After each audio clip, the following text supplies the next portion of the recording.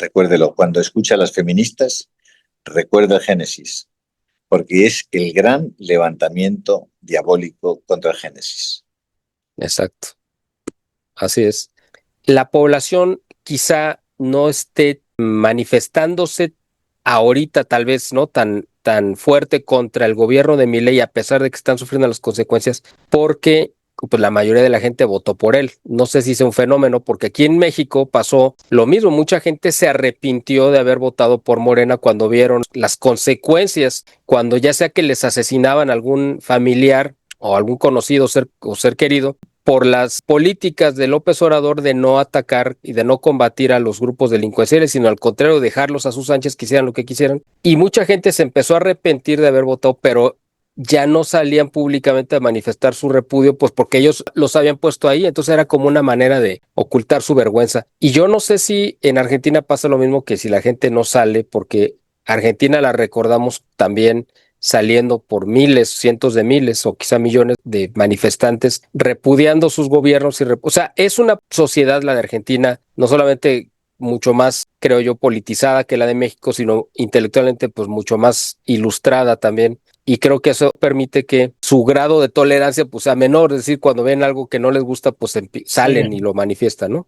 Más que Bueno, aquí no en queda México. Aquí tanto, estamos ¿no? acostumbrados a aguantar mucho más, ¿no? Pero no sé si este fenómeno está dando allá en Argentina, de que la No, gente no se está no manifestando. creas.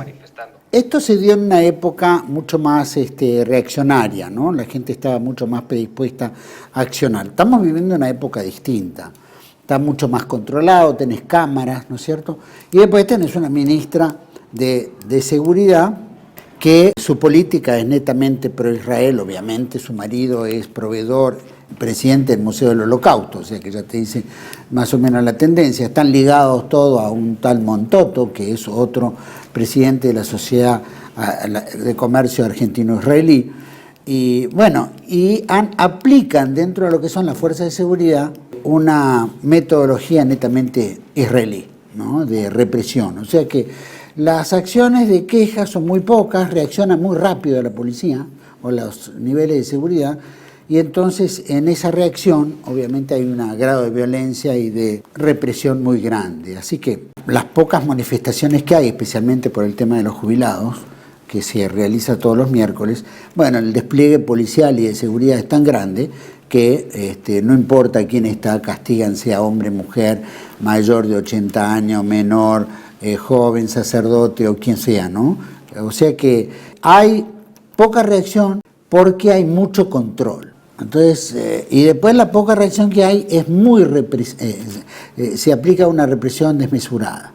Ahora, otra cosa importante que quería decir, y que me olvidé de la pregunta anterior, ¿no? Si este gobierno anda tan bien y es un éxito fantástico, ¿por qué tuvieron que salir en menos de un año y 2 meses, a buscar un salvataje del Fondo Monetario Internacional de 45.000 millones de dólares? Si es tan fantástico la política económica del presidente Milei, ¿por qué tuvimos que salir a buscar y endeudar al país en 45.000 millones de dólares, más otra cantidad de dinero que van a entrar a través de entidades privadas? Entonces, esto es una farsa, una burda mentira del crecimiento económico. No hay crecimiento económico. Hay apenas algunos sectores que pueden llegar a tener alguna reactivación meramente por necesidad, ¿no es cierto? Pero con toda esta posible importación, esto que están abiertos ahora todos los mercados para importar, obviamente todo lo que es la producción nacional cada vez va a ser más paupérrima y el desempleo va a crecer, no cabe en la menor duda, en mayor proporción. Así que ni económicamente estamos bien, ni financieramente estamos bien porque es un paraíso fiscal, ni tampoco hay una reacción popular como desearían muchos sectores para que condicionara al gobierno en sus medidas de políticas, tanto sea económicas como política económica, en realidad, que es lo que más le importa al gobierno. Al gobierno no le importa la cultura, no le importa lo social, no le importa lo religioso, no le importa. Lo único que le importa son los números. Tenemos un presidente que no tiene ni mujer, no es casado, tiene una relación rarísima con su hermana, todos los que lo rodean son solteros, ama a sus perros, los perros muertos le hablan y lo ayudan a gobernar. Es decir, estamos hablando de una psicosis de un personaje que está totalmente descerebrado, o patológicamente habría que hacerle un análisis psiquiátrico, a ver si está en capacidad de gobernar. Eso es otro tema. Pero bueno, tal vez la época ¿no?, que estamos viviendo, una época de esta forma de comunicarnos por celular y todo sentado en una computadora y todo tal vez aísla al hombre de participar activamente en la calle o en lugares donde debería estar actuando y no en esta especie de individualismo que se ha planteado hoy, que es muy grave, ¿no? Así es. A ver, vamos a pasar ahora a la agenda internacional y la misma pregunta que le hice a don Julio te la repito. ¿Cuál es tu opinión, tu óptica, tu evaluación del regreso de Donald Trump a la presidencia de Estados Unidos y el impacto que ha tenido, pues, esta versión recargada de Donald Trump en el mundo? Ya más o menos platicamos de lo que sucede en Argentina, pero ¿qué crees que, o sea, tú cómo lo ves desde Argentina, el impacto del regreso de Donald Trump y todo lo que esto ha implicado? Porque, como le comentaba a don Julio, que tú escuchaste, pues estamos hablando de hace 4 meses que llegó Donald Trump, pero parecería que tuviera muchísimo más por todo el terremoto mundial que ha causado, ¿no? Sí. Bueno, yo te dije un poquito en la anterior, vino como una especie de un distinto Donald Trump más disruptivo, ¿no? Y no solo entendiendo que tiene que restablecer la economía norteamericana y la forma norteamericana de volver a posicionarse como potencia dominante, viendo en este multipolarismo que existe, que resurgimiento de China, ¿no es cierto?, Rusia en su postura en la guerra en Ucrania, en fin, Israel, ¿no es cierto?, en su cuestión en Gaza. Es decir, vino a mostrar que es más fuerte, vino a atropellar. Fue a Europa y pateó el tablero, como lo hizo Vance, ¿no? Y en ese aspecto creo que dejó claro que van a seguir siendo, ¿no es cierto?, el factor dominante en la política internacional, sin meterse en lugares donde no le resulte beneficioso a los intereses de los Estados Unidos. Creo que el tema de los intereses, Rubio, como secretario de Estado, ha planteado varias veces. Solamente vamos a estar donde nos interesa, donde tengamos alguna ganancia, donde valga la pena, ¿no es cierto?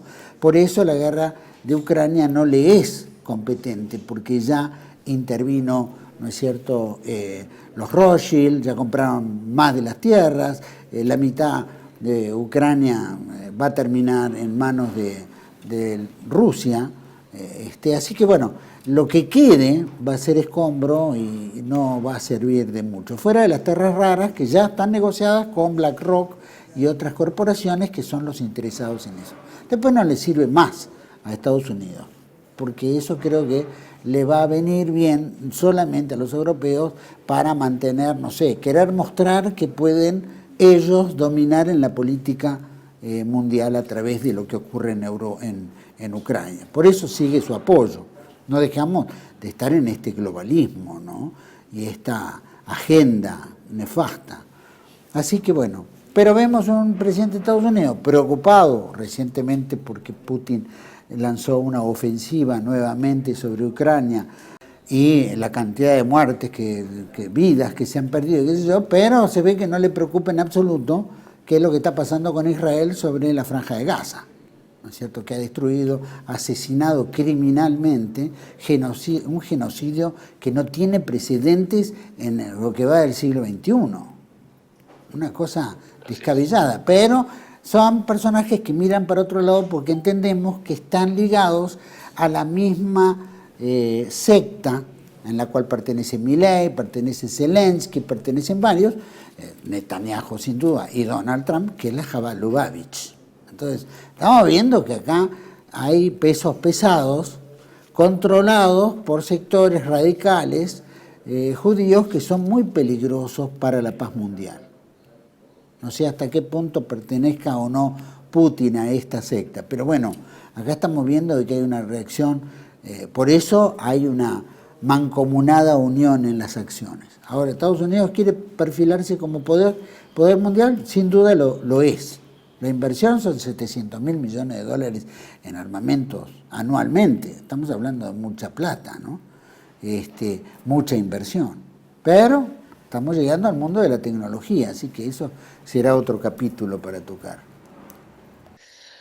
Don Julio, le voy a Dígame. hacer una pregunta que yo creo, no sé si tenga usted respuesta o no.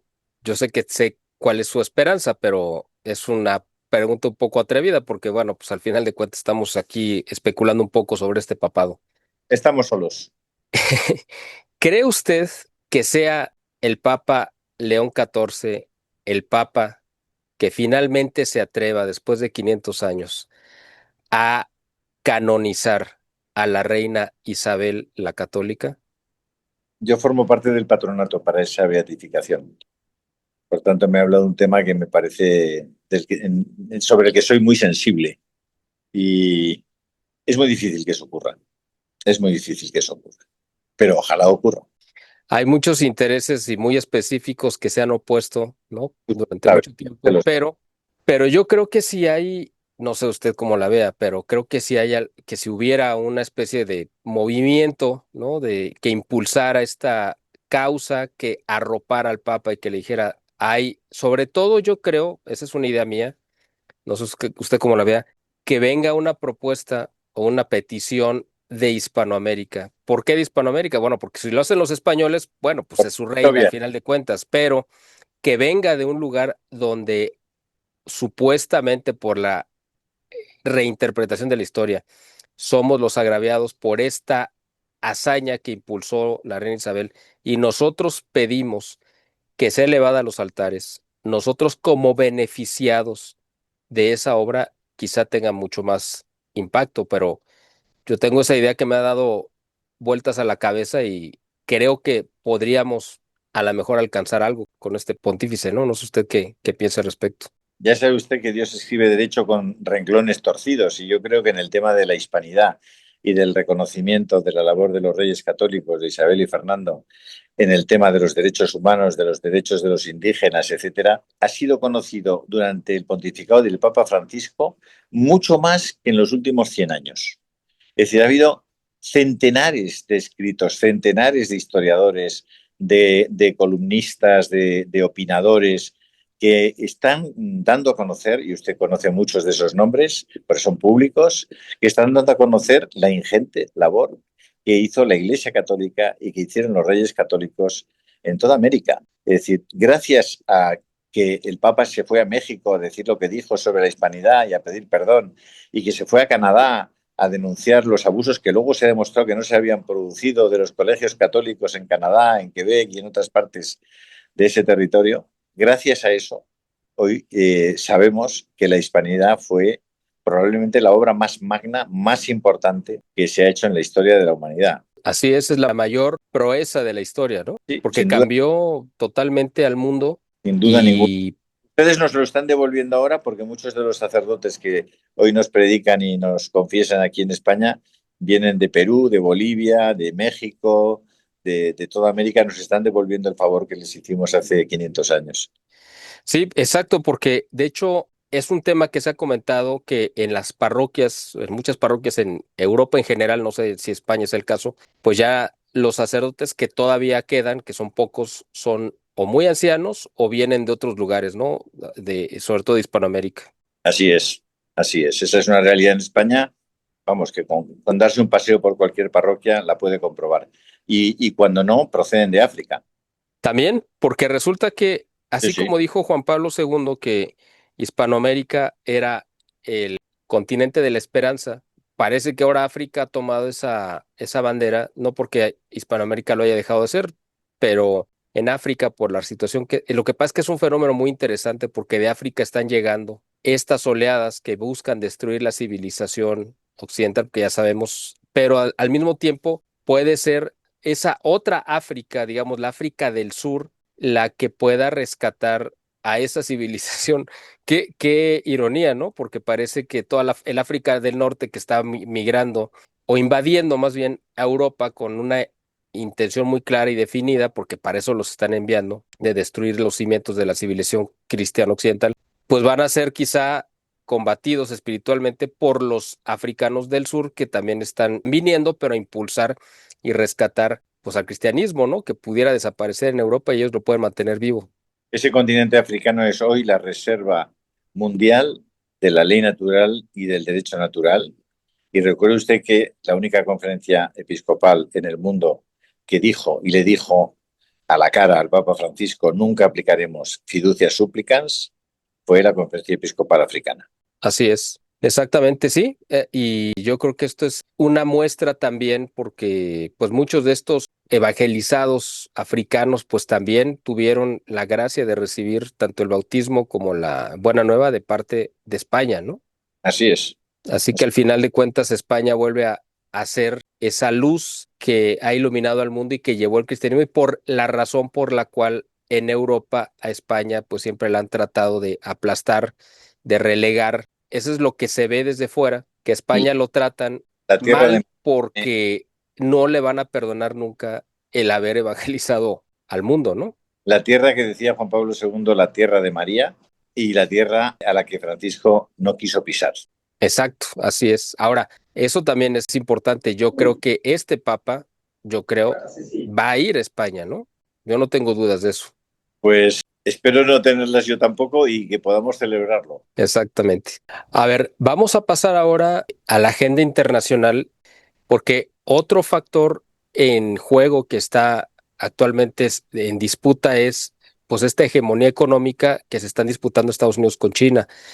Y yo creo que China, no sé qué opinión tenga, pero me parece que está sobrevaluada en cuanto a sus capacidades y ha sido más propaganda que realidad el hecho de que ellos presumen que están en una plena bonanza y en una expansión completa financiando obras de infraestructura por todo el mundo, pero en realidad hay un plan muy perverso y muy dañino detrás que lo están disfrazando como esas aparentes obras de ayuda mundial, que lo cual es totalmente diferente su finalidad.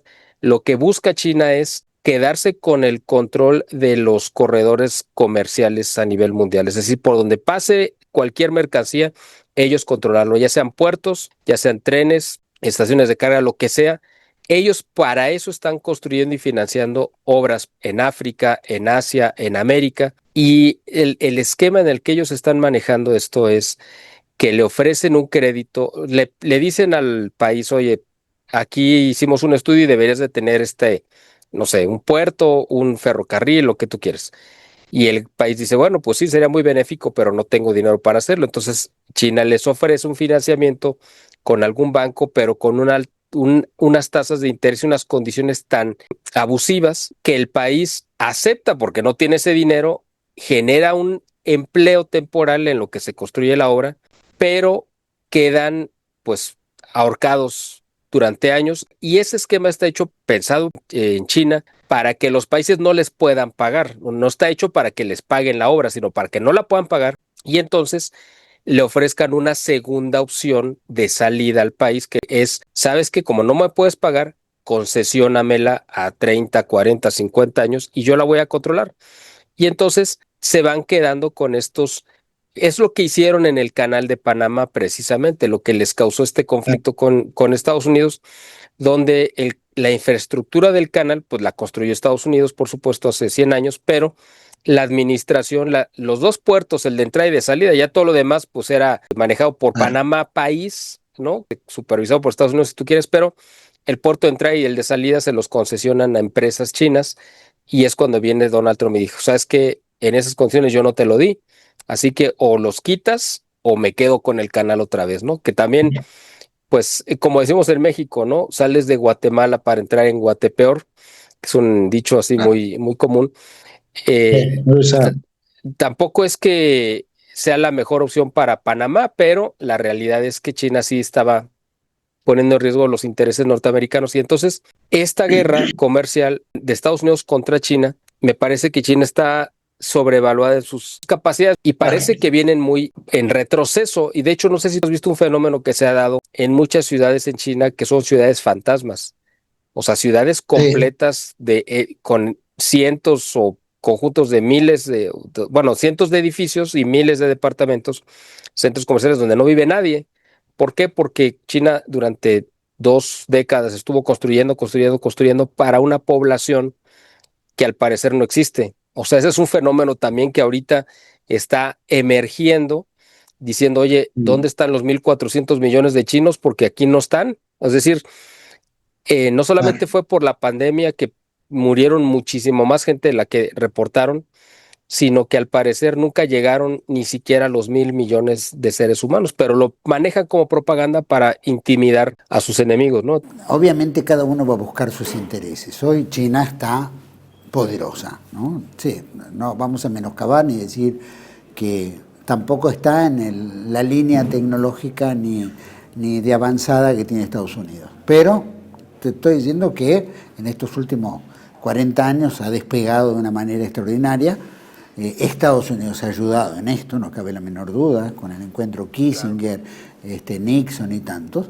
Así que le dieron el espaldarazo a China para el crecimiento de China. Hoy China es una potencia, ¿no? Obviamente comercialmente puede disputar al mundo porque de un país comunista 100% donde se trabajaban 1.000 millones de chinos, trabajaban por un plato de arroz, hoy en día se transformó en un Estado socialista, liberal, capitalista. Porque hoy estamos hablando de gente que tiene millones de millones. También el partido sigue siendo la hegemonía principal en la política del Estado y la política económica. Pero no cabe la menor duda que tecnológicamente han tenido la capacidad de desarrollarse. Las obras de infraestructura que están haciendo en propio China es extraordinaria. Las ciudades que acabas de mencionar, tal cual, yo no sé si están preparadas para un futuro muy cercano de beneficiar ahora a una clase que no tenía acceso en otra época, ¿no es cierto? Y que hoy en día, bueno, merecen que el Estado los mejore económica y socialmente, o por lo menos en su estándar de vida, y después la política que hacen, obviamente, de tratar de expandirse en el mundo entero a través de, obviamente, o préstamos de dinero, swaps, ¿no es cierto?, o obras de infraestructura, que se ofrecen efectivamente. China puede hacer un dumping automático y poder hacer que los autos cuesten $20 y venderlos en Estados Unidos y romper y destruir el mercado norteamericano si se le da la gana. Tienen un porcentual importante de la deuda externa norteamericana, bonos del Estado, ¿no?, que los tienen ellos. El día que ellos larguen esos dólares, yo creo que colapsa la economía americana también. Obviamente habrá una guerra previa, no cabe la menor duda, porque Estados Unidos no lo va a permitir. Pero estamos viendo que estas movidas, que también son usurarias y también son tiránicas, como bien planteaste, que pone condiciones muy difíciles, pero no estamos muy ajenos a lo que aplica el Fondo Monetario Internacional, ¿no es cierto?, los bancos de Basilea, el oro que los países están obligados a enviar a Londres o a Basilea como colaterales de la deuda, que después ese oro no lo vamos a ver nunca más en la vida, porque nunca más van a volver esos países. Así que lo único que van a intercambiar es con asientos contables de dólares que te prestan o euros que prestan, que no servirán para nada, pero no está el metálico, ¿vale? Y lo mismo lo hemos visto en cifras usurarias de todas las deudas externas que tenemos los países, que nos condicionan nuestro crecimiento, nuestro desarrollo. O sea que cada uno vela por sus intereses. China vela por los suyos, sin llegar al grado tan grosero que ha sido el Fondo Monetario, el Banco Mundial, las diferentes entidades de crédito, los grupos concentrados, ¿no es cierto?, de préstamo internacional, BlackRock y todos estos grandes, que son los que también condicionan a los países y exigen imponer, por ejemplo, una Agenda 2030, ¿no es cierto?, y que no importa quién pase, esas empresas son las que eligen nuestros gobernantes. Y cuando llegan, esos gobernantes tienen que rendir pleitesía a esos grupos, en mayor o menor medida. Don Julio, ahora en el tema económico, porque aquí sabemos que hay como una polémica, yo creo que está el tema de los libertarios y Abascal se decanta por ese camino, y por el otro lado tenemos a Milei, que también representa esa misma posición política, pero parecerían dos personajes muy diferentes, aunque se han reunido y han hecho mancuerna. Pero yo creo, me imagino que usted piensa lo mismo y Juan Manuel igual, que el libertarismo no es la opción, por supuesto, que necesitamos para salir de los problemas económicos, y más cuando tenemos a un Papa León XIV que ha hecho referencia muy constante a su antecesor León XIII y a lo que representó con esa famosa encíclica de Rerum Novarum y el inicio de toda esta doctrina social de la Iglesia que condena, porque además tiene una encíclica específica para condenar al liberalismo igual que al comunismo. Entonces, en el tema de la economía y del libertarismo, ¿cuál es su opinión respecto a este tema? ¿Cree que con este nuevo Papa también Vox pueda replantear esta opción del libertarismo, que es como una vuelta de tuerca más todavía extrema al liberalismo, don Julio? No estoy seguro de conocer bien qué entienden por libertarismo y tampoco estoy seguro de que todo el mundo entienda lo mismo. Yo, desde luego, creo que Vox lo que se plantea, como nos planteamos muchos, es que sea el sujeto y el afán de la construcción de una política económica hoy. El hombre debe ser el centro de la política económica y la justicia social debe ser la referencia constante, especialmente en la utilización del dinero público. Y hay que volver a esa concepción. Desde luego, León XIII no estaba lejos de eso. Más bien, probablemente es la luz que puede iluminar, junto con la Quadragesimus Annus y la Centesimus Annus, o la Solicitudo Rei Socialis, todas esas materias. Pero el hombre debe ser el centro de la acción política en lo que se refiere a la economía. Y, desde luego, las sociedades deben construirse en torno a la generación de una verdadera justicia, no la generación de una igualdad que acaba convirtiéndose en injusticia, sino de una verdadera justicia en el sentido más tomista de dar a cada uno lo que le corresponde. Y, desde luego, no abandonar jamás a aquellos que no pueden valerse por sí mismos. Yo creo que hemos llegado a un punto en nuestra sociedad y en el mundo de hoy en el que probablemente nunca se había producido una concentración de poder y de dinero en tan pocas manos con respecto a la población mundial, y esa concentración de poder y de dinero está probablemente produciendo un delirio en unas élites que no quieren perder sus privilegios. Es más, que quieren utilizar una gran parte de su poder para que la ciencia, para que la genética, la universidad converjan en la búsqueda de lo que ellos creen que se puede conseguir, que es la inmortalidad o algo parecido. Y eso les está produciendo un trastorno mental, por el momento transitorio, veremos si queda definitivo, pero que hay que superar cuanto antes. Es decir, no podemos aceptar las diferencias que se están produciendo entre los más pobres y los más ricos del mundo. No podemos aceptar que la competencia entre los países o las decisiones últimas, por ejemplo, de la Comunidad Europea, sean gastarnos 800.000 millones de euros en nuevo armamento, especialmente, por cierto, completando lo que llamaba Merz, un formidable ejército alemán. Nosotros aquí hemos tenido en Europa alguna experiencia de qué hace Alemania cuando tiene un ejército formidable y no nos parece una buena idea volver a repetir eso. Y, desde luego, lo que tampoco nos parece una buena idea es que las democracias estén secuestradas por medios de comunicación completamente controlados que tienen unos intereses divergentes absolutamente de los que tiene la población en general.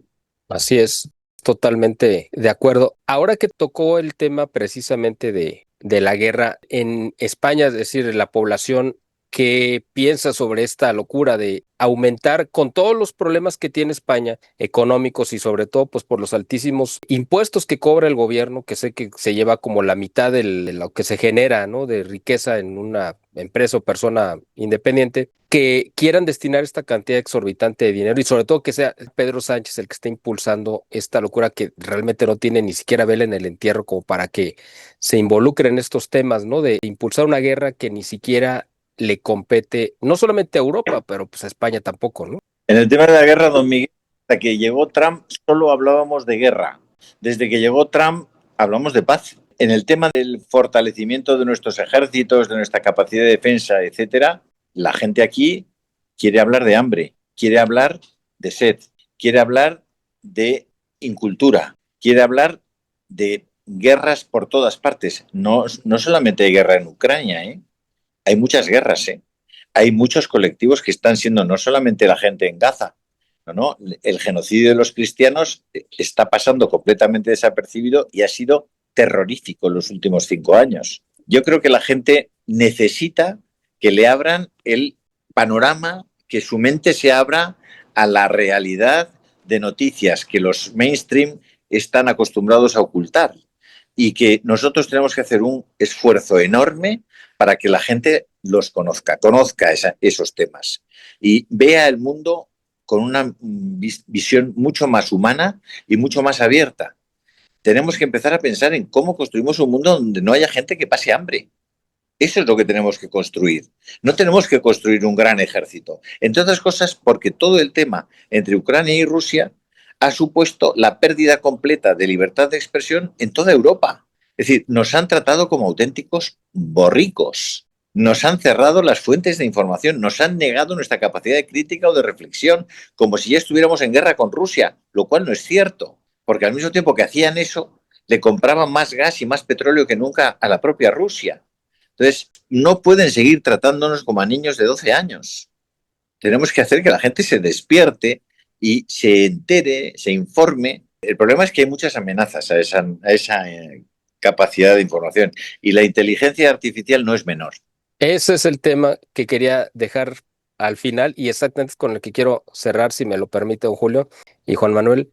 ¿Cómo ven ustedes el tema, el riesgo de la inteligencia artificial? Yo creo que al Papa León XIV le va a tocar ser el Papa que va a tener que escribir una encíclica sobre la inteligencia artificial y enfrentar este problema, porque es una herramienta muy buena, pero va a convertirse, yo creo que en una cosa monstruosa, porque vamos a perder, creo yo, no sé, además ustedes los dos, bueno, yo también, pero ustedes están trabajando en medios de comunicación, saben la importancia de las imágenes y los audios legítimos para respaldar un trabajo periodístico.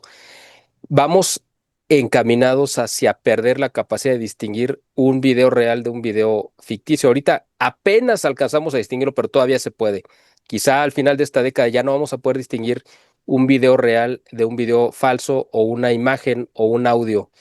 ¿Cuál es el riesgo? Y le pregunto primero a usted, don Julio, que ve en cuanto a la inteligencia artificial. Bueno, lo primero que no nos están contando la verdad de las cosas. Los servidores de Amazon, que entre otras cosas tienen los servidores de todas las Fuerzas Armadas norteamericanas, consumen entre el 3 y el 4% de toda la electricidad que se consume en el mundo. Cada vez que usted hace una consulta a ChatGPT o cualquiera de los ChatGPTs que existen ya, especializados, supone un consumo eléctrico que la gente no puede ni imaginar. En España venimos de un apagón hace un mes. O sea, es que el país se quedó a oscuras durante, en algunos lugares, hasta 12 horas. Murieron personas. Y estamos hablando de que el gobierno dice que podremos tener una explicación del apagón en torno a marzo del 2026. Estamos hablando de que el consumo que podría tener la computación cuántica unido a la inteligencia artificial es inabarcable. Por tanto, esos instrumentos al final pueden quedar solo en manos nuevamente, de las élites, que solo ellos estarán preparados para hacer frente a esos consumos. Pero es que resulta en un mundo que se empeña en descarbonizarse, resulta que la emisión de CO2 de esas consultas a nuestro chat GPT no podemos medirlas. Es decir, sin contar los problemas éticos. Pero los problemas éticos todavía piensan que digamos que son analógicos, entre comillas, porque los problemas éticos de verdad, cuando desarrollemos la computación cuántica, serán de otra dimensión y de muy difícil limitación. Entonces, bueno, tenemos que ir poniéndonos a pensar, pero todavía no hemos visto ni un poquito del iceberg. Va a ser el principal reto que vamos a tener que enfrentar quizá esta generación en la que ya estamos involucrados y yo creo que va a ser el principal problema de este segundo cuarto de siglo a los que nos toque o les toque vivirlo. Ahora tú, la misma pregunta, Juan Manuel, ¿cuál es tu opinión? ¿Qué riesgos ves respecto a la inteligencia artificial?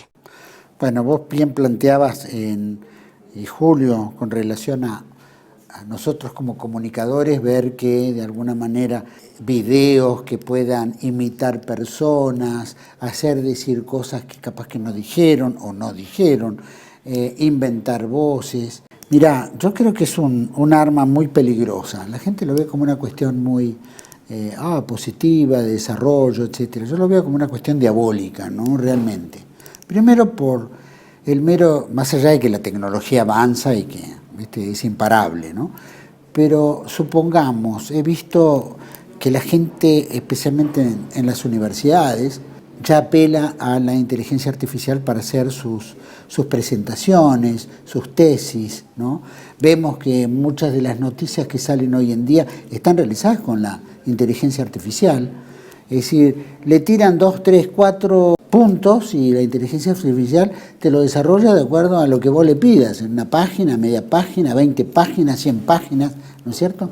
Y va a ser una búsqueda de toda la información que hay en la web para armar lo que vos pedís, o parecido a lo que vos pedís, ¿no es cierto? Y eso ya muestra la falta, cómo la mentalidad humana empieza a transformarse en vaga, en haragana, no sé cómo le dirán ustedes, ¿no? En lazy dirían en inglés, donde, bueno, ya es más fácil hacer eso que pensar y armar, ¿no?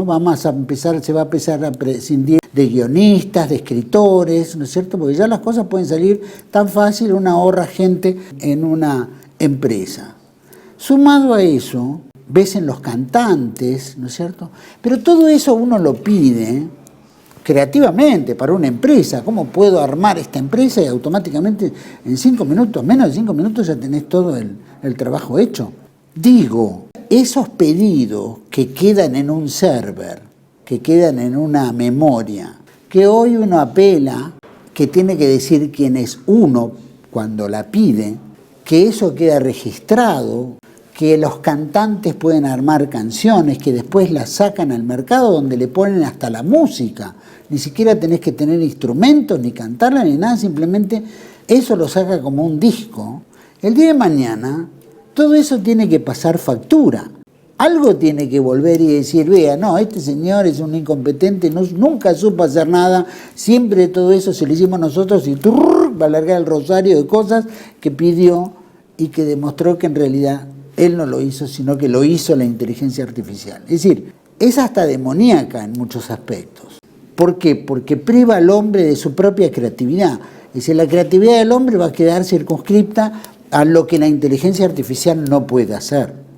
Pero eso va a quedar en muy pocos o reservados, digamos, nichos, pero nada más. Entonces, y lo veo como una cuestión diabólica.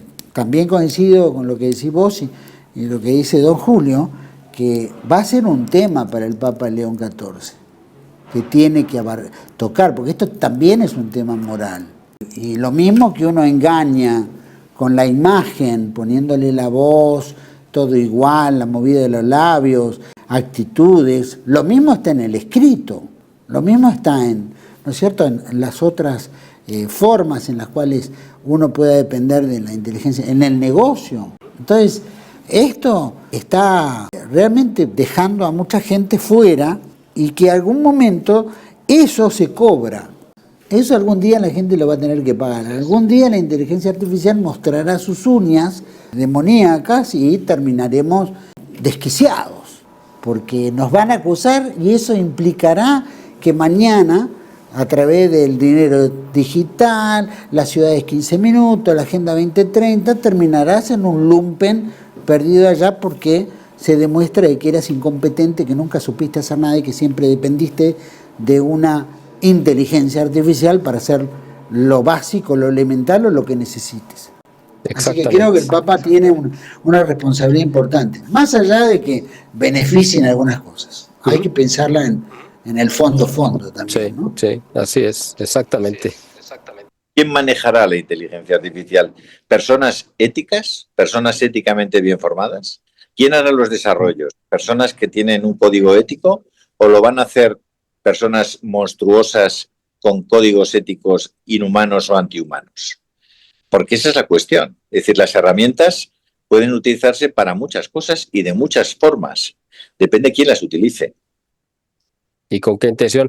Y de hecho yo creo que el principal peligro de la inteligencia artificial es la autogestión, que es el siguiente paso, cuando ya no necesiten la intervención de una persona para programarla, sino que se regule y se autoprograme. Eso yo creo que será el mayor de los retos, porque no tenemos idea quién vaya a controlar eso. O sea, va a ser un Frankenstein, un monstruo que vamos a sacar y va a acabar devorándonos si no le ponemos algún control, porque muchos de los controles que va a tener la inteligencia artificial incluso puede ser de manejar los armamentos de muchos países. Imagínense que una inteligencia artificial controle pues los misiles o lo que sea y de repente decida dispararlos, ¿no? Es una cosa De todos modos, espeluznante. ustedes dicen una cosa que a mí me encanta y que siempre la tengo presente. ¿Y quieres hacerle reír a Dios? Pues cuéntale tus planes. Exactamente, así es. Exactamente. Pues, don Julio y Juan Manuel, les agradezco de verdad esta participación tan rica que hemos tenido, este intercambio de ideas que siempre creo que nos ayuda mucho a la gente que hace favor de vernos. Yo creo que siempre también quedan muy contentos con lo que podemos hacer de este ejercicio periodístico. De verdad les agradezco a los dos que nos hayan dado generosamente su tiempo, su conocimiento, su sabiduría. Y espero y los comprometo para que antes de que termine este año volvamos a tener este ejercicio, ¿no, don Julio? Bueno, don Miguel, yo lo que voy a hacer a partir de ahora es utilizar una pasta dental que estoy viendo que es 100% natural, que se llama Family Nature All y que tiene la delicadeza, la valentía y la generosidad de ayudar a que este programa sea posible. Y yo eso no sabe lo que agradezco, porque de los patrocinadores y de los empresarios que se atreven a ayudar a las buenas causas, viven las buenas causas. Le prometo, don Julio, que cuando la próxima persona que sepa que va a ir a Madrid, yo le voy a mandar de nuestra pasta para que la pruebe. No sé quién sea, pero voy a preguntarle a mis conocidos que si en este verano alguien va a Madrid, le voy a mandar pastas para que conozca nuestro producto. Y bueno, pues la verdad es que hay que apostarle también a lo bueno. Nosotros precisamente esa es la idea. Tenemos esta marca que no solamente es de la pasta, tenemos más de 25 productos, porque tenemos que hacer la guerra, no solamente en el terreno de las ideas, que lo estamos haciendo, el de la comunicación, pero creo que también en la parte comercial, porque esa es otra parte en la que nos han tenido sometidos. No solamente tenemos que consumir los productos de nuestros enemigos, sino que con la ganancia que les estamos dando, pagan las campañas con las que nos están perjudicando, ¿no? Claro, claro. Totalmente. Tiene usted todo él, y como ve Juan Manuel, yo estoy en el mismo sector que usted y valoro muchísimo a aquellos nuestros anunciantes y patrocinadores. Así que bueno, yo espero que cuando nosotros tengamos el tamaño suficiente, y hay que pedirle a Dios que esto sea pronto, Pues lo pedimos. podamos estar patrocinando tanto a Toro TV como a TLV1. Y porque es que esa fue la idea que yo tuve cuando sacamos esta marca, de poder financiar muchas de estas actividades que desgraciadamente no hay quien le apueste. Por eso lo hice, no solamente para tener una pasta que no nos llene de cáncer, ¿no? Con los productos químicos, sino además que sea una fuente de ingreso que pueda ayudar a financiar estas causas, ¿no? Bueno, yo le felicito también, y ya me despido, por la creatividad, porque decir de una pasta dental que estamos en boca de todos me parece un verdadero... Sí, exactamente. Fue un eslogan que le ha gustado mucho a la gente. Le contaré una anécdota que cuentan las escuelas de negocios, que ficharon una empresa de productos dentales de dentífrico. Fichó a un directivo y le ofreció un bonus enorme si el primer año de trabajo lograba incrementar un 10% las ventas del dentífrico. Así que el tío pidió un despacho y pidió una semana. Y al cabo de una semana de trabajar muchas horas, salió y le dijo al director de producto, le dijo: incrementa la boquilla de salida del tubo de la pasta de dientes un 10%. Claro, él había medido que lo que la gente hacía era medir la longitud de la pasta, pero en ningún caso el diámetro. Y empezó a consumir un 10% más, claro. Así que le dieron el voto. Sí, Sin duda, ha sido claro. genial, ha sido muy creativo el técnico. No. Exactamente. Vamos a tomar nota cuando rediseñamos nuestros tubos. No, la idea aquí es que la gente tenga... Más porque usted hace algo maravilloso, que es ponernos a personas que pensamos o tenemos una sintonía o una longitud de onda parecida, ponernos a conocernos lo primero, a charlar entre nosotros, a unir esfuerzos y ojalá que esto sirva pues para que hagamos más cosas juntos. Juan Manuel, usted, nosotros y otros muchos que están por ahí, muchas veces muy solos, muy perdidos, trabajando por las mismas ideas y por el mismo modelo de sociedad, que al final es de lo que se trata, ¿no? Esa es la Totalmente. finalidad y es lo que yo he querido hacer desde hace ya tiempo, unir, exactamente, ser un puente para que gente tan valiosa como Juan Manuel, usted, don Julio, puedan conocerse, trabajar juntos, hacer equipo y con otras personas en todo el mundo. Esa es la intención, unirnos precisamente por lo que usted dijo. A veces nos sentimos muy solos y parecemos que estamos como en una isla y creemos que solamente nosotros estamos dando esta batalla, pues no porque nos sentamos autosuficientes, sino porque no vemos a alguien más alrededor. Y esto es muy motivante cuando sabemos que no estamos solos y que tenemos otros muchos que comparten nuestras mismas convicciones, ¿no? Pues ojalá estemos Totalmente. de todos, don Miguel. Esperemos que así sea, don Julio. Le Un abrazo. agradezco, como siempre, el favor de que haya participado con nosotros. Igual a ti, Juan Manuel, muchísimas gracias por haber participado. Siempre es un honor tenerlos a ambos y sobre todo y principalmente a usted que hace el favor de vernos. Les agradecemos, como siempre, el favor de su atención. Esperamos verlos pronto en un siguiente programa, en una siguiente mesa de análisis. Hasta la próxima. Hecho. Gracias, gracias. Gracias.